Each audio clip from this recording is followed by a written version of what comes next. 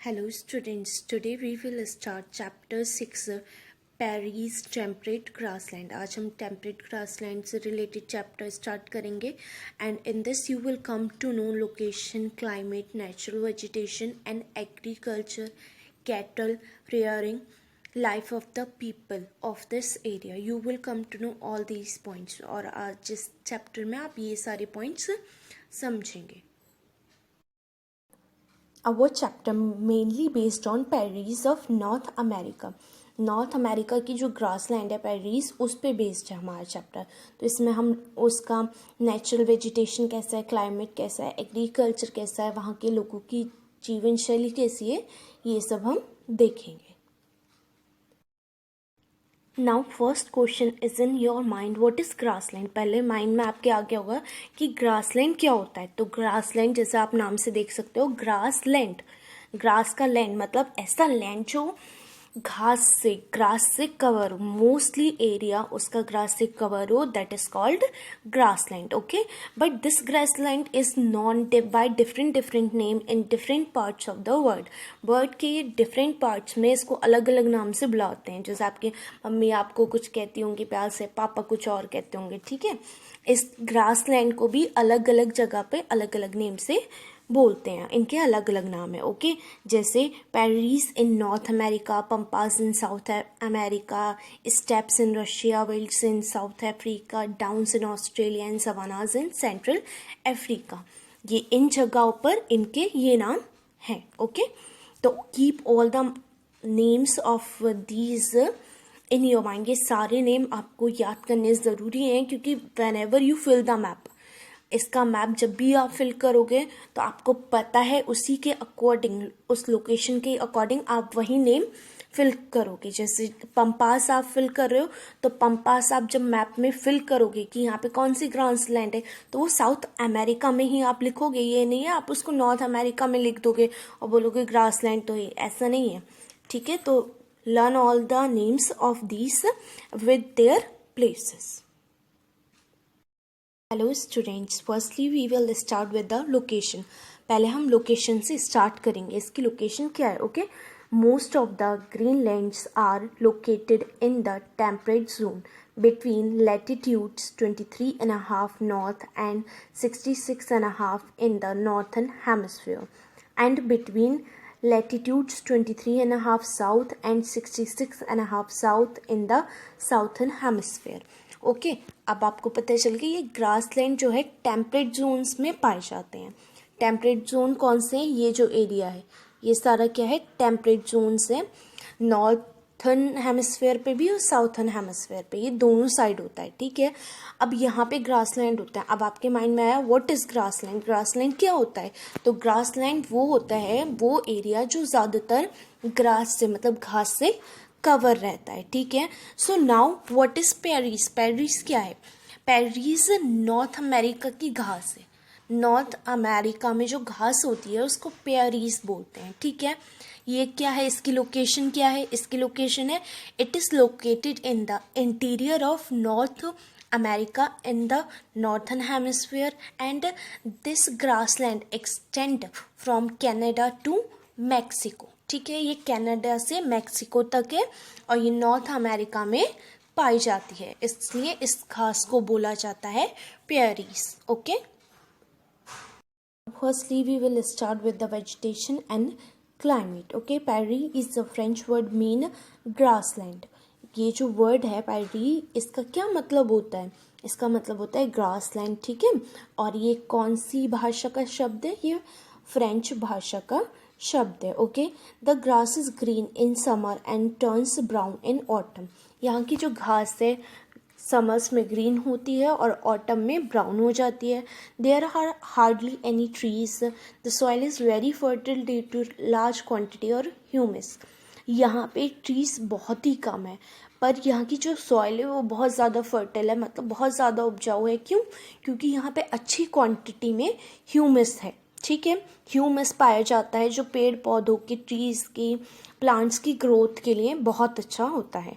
ठीक है, Paris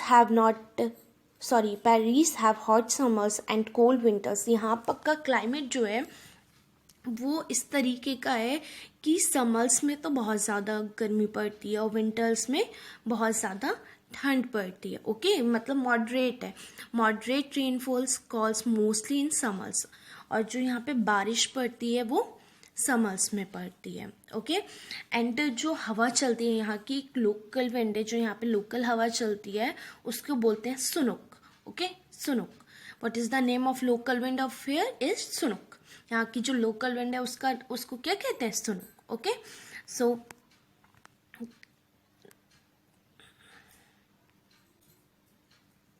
earlier, the prairies were the grazing grounds for the million of bisons, but today most of the lands has been cleared for the agriculture. Thus, very few bisons can be seen here. You can see in the picture, these are called bisons. ये जो आप animal देख रहे हैं pictures में, ये है bison. ठीक है, पहले क्या होता था, यहाँ पे काफ़ी घास होती थी, अभी भी है पर उस क्वांटिटी में नहीं है, क्योंकि अब उसको एग्रीकल्चर के लिए यूज़ में कर रहे हैं। पहले क्या होता था, ये जो बाइसन्स एनिमल है ये यहाँ पे ये जो घास होती है इसे चरने आ जाता था, तो कोई रोक टोक नहीं थी।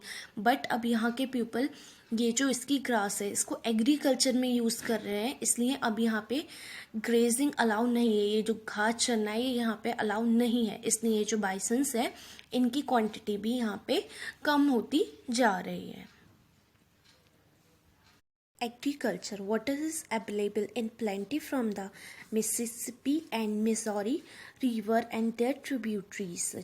The soil here is fertile and is perfect for agriculture. The region is called the wheat basket of the world, and which makes the United States America the large producer of wheat in the world. The other main crops grown is maize, barley, rye and oats. यहाँ पे agriculture जो है काफ़ी ज़्यादा मात्रा में अब किया जा रहा है। ठीक है, क्यों किया जा रहा है, क्योंकि यहाँ पे दो रिवर हैं, मिसिसिपी एंड मिजोरी। यहाँ पे पानी अच्छी मात्रा में उपलब्ध है, इसलिए एग्रीकल्चर को, खेती को यहाँ पे बढ़ावा मिल रहा है और सॉइल फर्टिल हो रही है, मतलब बहुत ज़्यादा उपजाऊ हो रही है।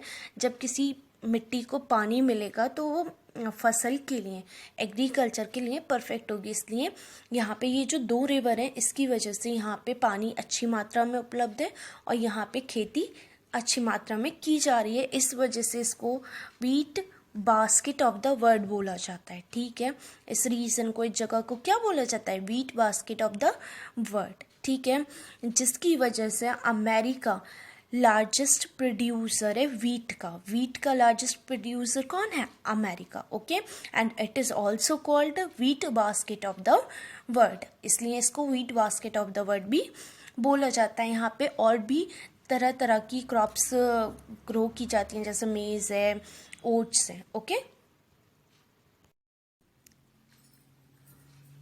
Now the question is why people keep kettle here. जब उनके पास एग्रीकल्चर इतना अच्छा है तो लोग केटल्स को क्यों रखते हैं। ठीक है, ये क्वेश्चन आ रहा होगा ना आपके माइंड में। तो केटल्स को इसलिए रखते हैं ताकि उनका मांस और डेयरी प्रोडक्ट्स जो होते हैं उनसे प्राप्त किए जा सके, मतलब डेयरी उत्पादनों में जैसे दूध है इन सब का यूज़ किया जा सके और उनका मांस का यूज़ भी किया जा सके, इसलिए वो कैटल पालन करते हैं। ठीक है, पालते हैं। Cattle is raised for beef and dairy products. ठीक है, the cattle are sent to slaughter houses in the cities for the production of beef. यहाँ पे जो कैटल्स हैं उनको स्लैटर हाउसेज में भेज दिया जाता है। स्लैटर हाउसेज जहाँ पे इनका मांस निकाला जाता है। ठीक है, जिससे इनका प्रोडक्शन बीफ के लिए किया जा सके, बीफ के लिए इनको यूज़ किया जा सके। Now ranches and slaughter houses are equipped with the modern machinery. ये जो होता है मॉडर्न मशीनरी का यूज़ करते हैं यहाँ पे। The city of Chicago is an important centre for slaughtering animals. Chicago जो है वो स्लैटरिंग के लिए फेमस है, मतलब स्लैटरिंग सेंटर है। मेन जो वहाँ का वर्क है स्लैटरिंग करना ही है एनिमल्स की। ओके, नाउ रियरिंग कैटल, जैसे मैंने आपको बताया, अब तो कैटल रियरिंग यहाँ पे इतनी नहीं है क्योंकि एग्रीकल्चर ज़्यादा प्रमोट हो गया है, खेती में ज़्यादा लोग इन्वॉल्व हो रहे हैं। बट अभी भी कुछ एरिया है जो हिली है, मतलब वो उसका इतना सुटेबल प्लेस नहीं है कि वहाँ पे एग्रीकल्चर अच्छे से की जा सके, इसलिए वहाँ पे रियरिंग कैटल्स, मतलब कैटल्स की रियरिंग अभी भी होती है। जैसे towards the west the prairies are hilly and the soil is not so fertile. जो वेस्ट साइड है यहाँ का, वहाँ की पेरीज जो है बहुत हिली है, ठीक है, और वहाँ पे नदियों का पानी भी नहीं पहुँच पाता है, ठीक है, इस वजह से वहाँ की सॉइल फर्टाइल नहीं है।